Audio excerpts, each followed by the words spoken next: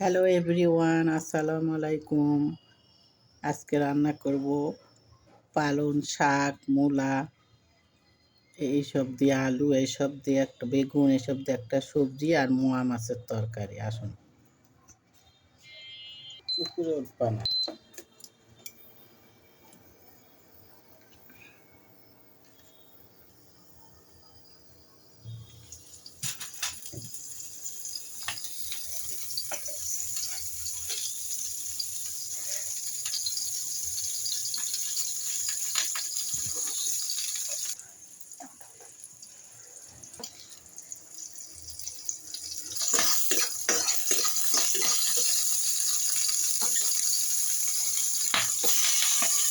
বিসমিল্লাহির রহমানির রহিম।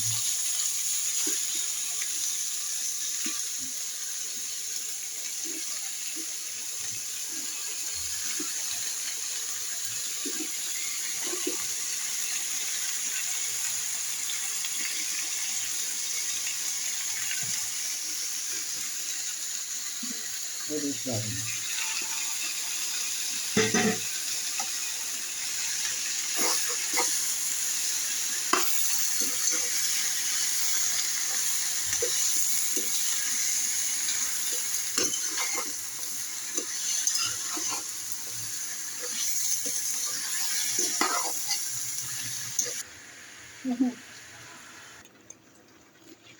ঢাকনা টাঙ্গা কোথায়?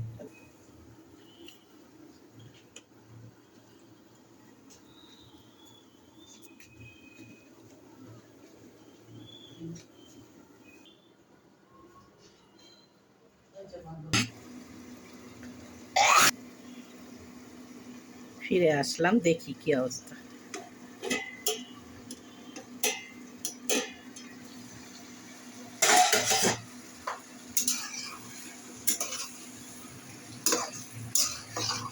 একেবারে আটকা আটকে করে শীতের সবজি যেইভাবেই রান্না করবেন সেইভাবে ভালো লাগবে। আর আমি একা মানুষ কীভাবে করবো? আমার নাতনিটা, যে বড় আপার নাতনিটাকে নিয়ে থাকি, এখন দেখা যাক। আর ছোটো মাছ রান্না করব। আজান দিয়ে দিচ্ছে, নামাজ পড়বো, তাড়াহুড়া করতেছি। ফাইনালি এটা হয়ে গেছে। পেঁয়াজ, মরিচ আর অল্প করে দুই চারটা আলু আছে ছোট ছোট। এই যে পেঁয়াজ মরিচ সামান্য সামান্য 2-4টা আলু আছে এখানে। যা আদা রসুন পিসা, ধনিয়া, জিরা, মরিচ, লবণ দিয়ে দিলাম। গলাটার মধ্যে এমন সমস্যা হয়েছে যে কথা বলতে পারি না।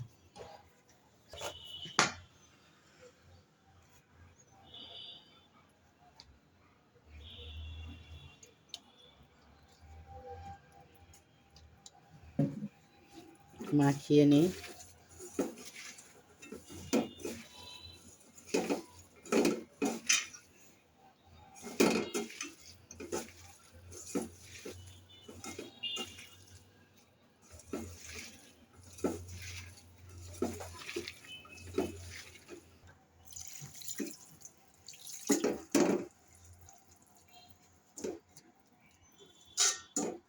মাছটা একটু পরে দিচ্ছি।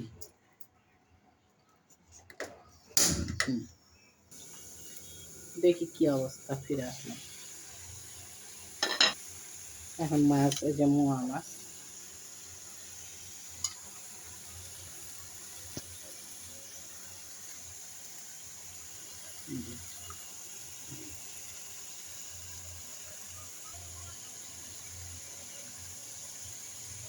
এই যে মোয়া মাছ, এরকম মোয়া মাছ মাথাগুলা কেটে নিই, এখন দিয়ে দিচ্ছি।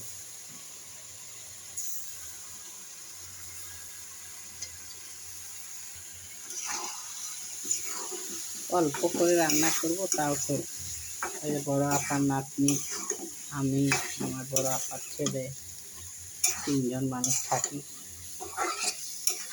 শুধুমাত্র অল্প, শুধু একবেলা রান্না করি, 2 বেলা খেতে পারি না। এক রান্না করে আমি খেতে পারি না, ওরা খেতে পারে।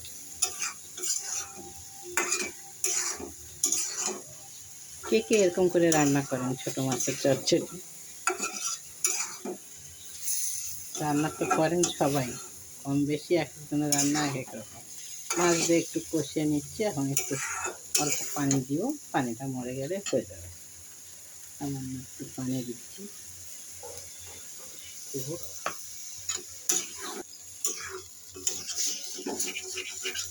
খুবই সুন্দর।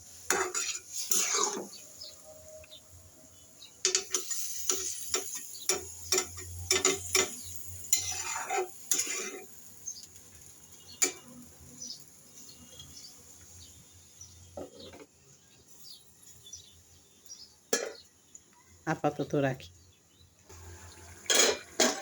একটু টমেটো দিই।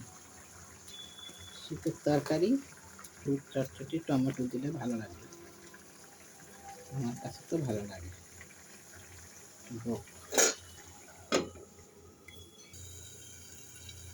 চলো ফিরে আসলাম, দেখা যাক। এই যে মোয়া মাছে টমেটো দিয়ে, টমেটোটা পরে দিলাম, টমেটো দিয়ে রান্না করলাম। আজকের মতন এখানে। আসসালামু আলাইকুম, ভালো থাকবেন সবাই।